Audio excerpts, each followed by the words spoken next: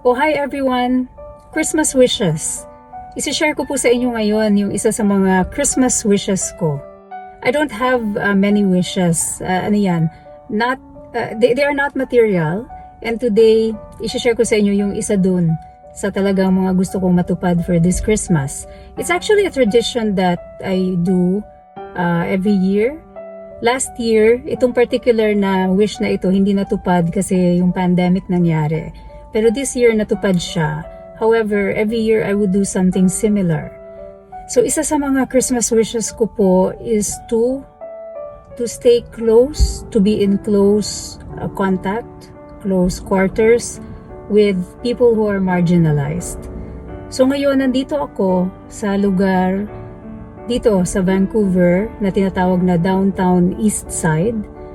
Yung ibig sabihin ng lugar na yan, well, there is a connotation to that. Pag sinabing Downtown East Side, this is where the people who are homeless, mga addicts, people who, wala nang, kumbaga, there's a lot of hopelessness in this place. This is where you can find them. Nandito ako sa isang lugar na kung tawagin ay Oppenheimer Park.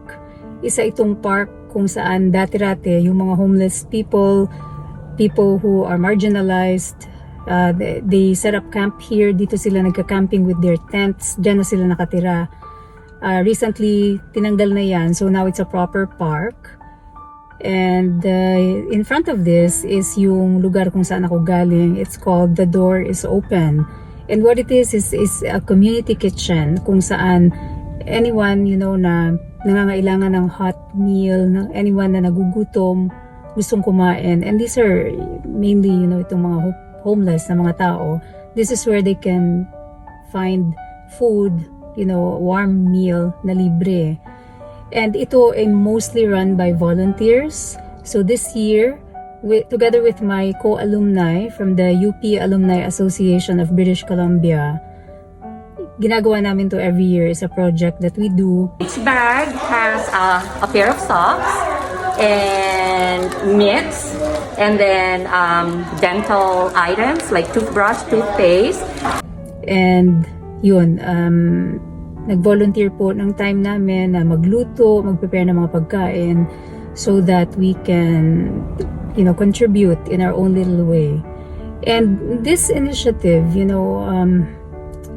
not only this, but this kind of wanting to be close to people who are marginalized, ito talaga, part talaga siya ng, yung parang list of the things that I really like to do. So, iba't ibang forms ko ginagawa yan. I do some, volunteer work with yung mga shelter, mga ganyan po, mainly people who do not really have access sa mga usual healthcare or even the usual comforts that we are all used to. Kasi I know that these people, they are so, kumbaga, underprivileged.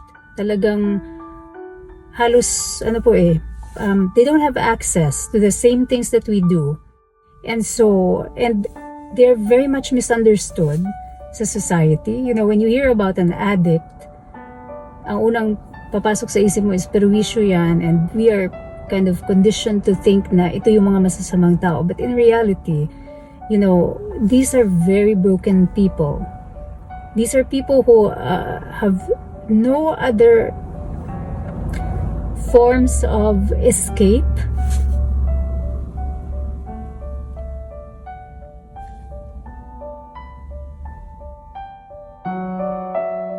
than to resort to substances.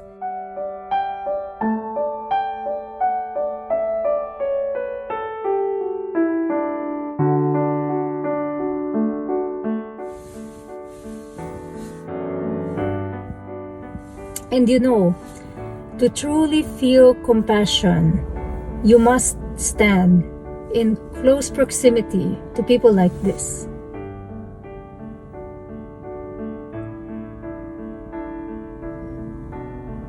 To see the pain, the suffering, and in spite of that, be able to connect with them on a human level.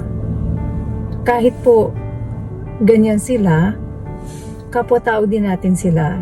They are just people. The main difference between them and us is that they are very broken. And unfortunately, they had no one to turn to. And yung alam lang nilang pamamaraan is to escape through substances perhaps, so alcohol, drugs, escape even from the homes that they are supposed to be in. So now they have homelessness, and because of this brokenness, they cannot integrate in society. So what should we do about them? Shall we just, turn a blind eye, right? I think it's important to prevent.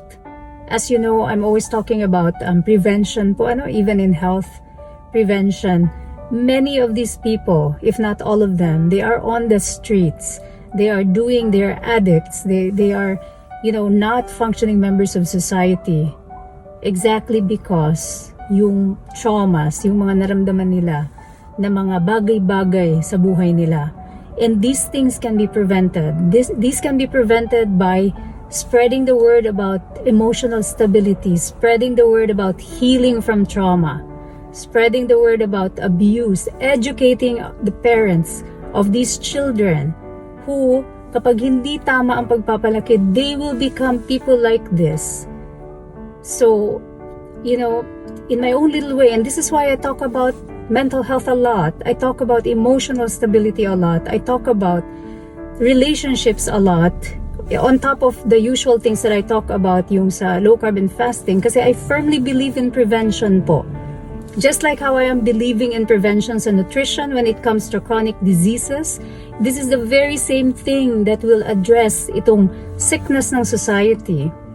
This sickness about, homelessness, hopelessness, addiction, dysfunctional families. It all starts from childhood. It all starts from early experiences. It all starts from relationships.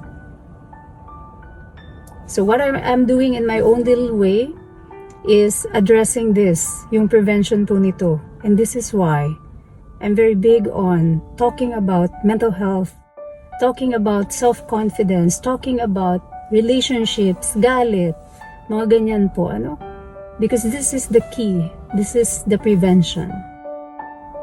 We have to go back to the very basics ng triangle of needs. Tamang pagkain, shelter, feeling like you belong, that you are loved, feeling that you can trust someone. Pag wala po yan, hindi magpo-progress pataas yung triangle.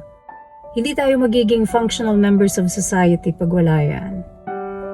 So, I am sharing with you itong Christmas wish ko that I have every single year. And now, I have the more, courage maybe. Now I have a wider reach so that I can talk about this thing that really means a lot to me.